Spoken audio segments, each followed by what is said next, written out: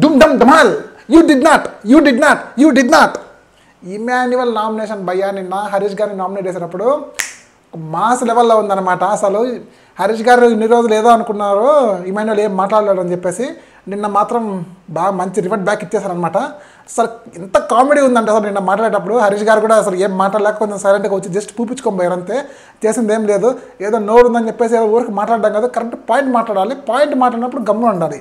ఈయన గాంగి ఇంగ్లీష్ వచ్చినట్టు ఫేక్ మాటలు అన్ని ఫేక్ ముచ్చట్లు అని చెప్తాడు. ఏదో పెద్ద పక్కన వాళ్ళకి ఇంగ్లీష్ రానట్టు ఆయన ఏదో ఫేక్ అంటే ఏంటి సార్ అన్నారు, కానీ ఈయనకేదో పెద్ద పొంగిపోయేసి ఆ ఫేక్ అంటే యూజ్లెస్ చెత్త ఇది అనవసరం భయ్య. నీకు పాయింటే లేదు కరెక్ట్గా, నువ్వు మళ్ళీ ఇంత వాదించి మళ్ళీ అనిపించుకోవడం ఎందుకు?